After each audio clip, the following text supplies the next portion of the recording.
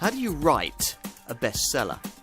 That was Land Rover's problem when it came to improving its runaway success story, the Range Rover Evoque, a car that now accounts for a third of the brand's total sales. It's a fashionable yet capable proposition that has fundamentally changed the premium compact SUV market, and rivals now have to contend with an evolved version that features a more efficient range of diesel engines, extra technology, and even, uniquely in this sector, the option of a convertible body style. As a result, if you want an SUV of this kind, this is still the one to beat. First impressions are good.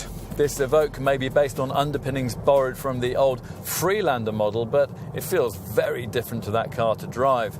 There's a sportier, more dynamic feel that's helped in this improved design by the lighter weight of the fresh engine wear installed beneath the bonnet of diesel variants. The Ingenium 2-litre unit in question is Land Rover's own and is far more refined and efficient than the previous Ford-derived 2.2-litre power plant.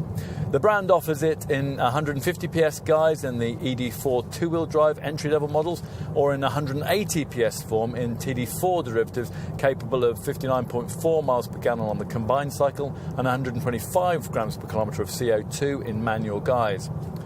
The TD4s come complete with a standard driveline permanent four-wheel drive system, but buyers are also offered the option of an active driveline setup. This can intelligently switch between two and four-wheel drive as required and is fitted as standard on the only petrol model in the range, the 240 PS SI4 variant. SI4 buyers have to have the clever 9-speed auto gearbox that's available as an option on the TD4 5-door and is standard on the TD4 Coupe. On the move, on tarmac, if you're minded to use all the performance on offer, you'll notice accurate turn-in aided on four-wheel drive variants by a torque vectoring system that transfers power to the wheel that can most effectively use it. This allows you to better make the most of the consistently weighted steering and the solid body control that's on offer through the turns.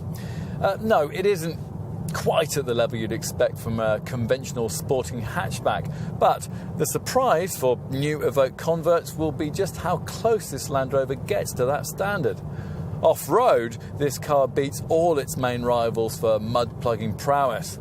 A terrain response system allows you to set the car up to traverse different surfaces.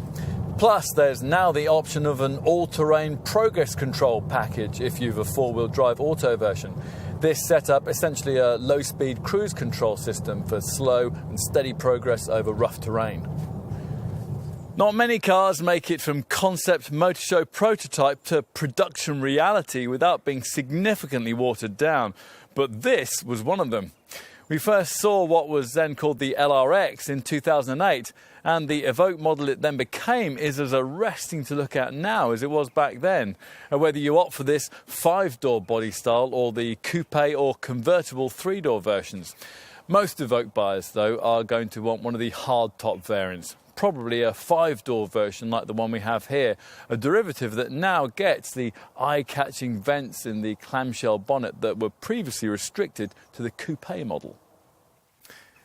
As for changes made inside this revised Evoque, well, basically it's a lot of little things that add up to quite a lot. Revised interior door casings feature reprofiled armrests, and the instrument binnacle that you view through the 3-spoke leather-trimmed multifunction steering wheel has been redesigned with clearer dials. The key cabin feature, though, lies here in the centre of the dash. At last, Land Rover has delivered a state-of-the-art infotainment screen to its volume buyers. The 8-inch InControl Touch display is clear, easy to navigate around, and very informative.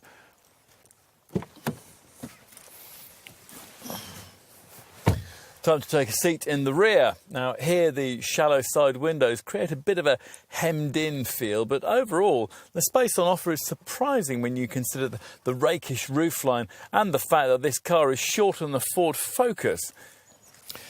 With the composite plastic rear hatch raised, the 575-litre space revealed in this 5-door version is 114 litres less than you get in a boxy Discovery Sport. But a glance at rival model stats reveals that this still means you get a slightly more spacious boot than you would in obvious rivals, even those in the BMW X3 and Audi Q5 class. Ever since it was first launched, this model has been a turning point for the Land Rover brand. Other SUVs have pioneered more car-like handling, but ultimately they've still been SUVs, both to drive and to look at. The Evoque isn't like that. In all the ways that matter, off-road ability, towing prowess, that commanding driving position, it's a 4x4. Just in all the ways that also matter, efficiency, cutting-edge style and driving pleasure, it feels like, well, something quite different. Contradictory qualities we've been waiting all too long for from a car of this kind. In summary then, the Evoque is now even easier to recommend than it was before. It's the only car in the premium compact SUV segment with a conceivable appeal to lifestyle buyers not necessarily searching for a premium compact SUV, and that says a lot. If you are in the market for something of this kind, you can stretch to the asking price and you can afford not to place too much of a premium on practicality, then you won't be disappointed. This is, quite simply, the class of the field.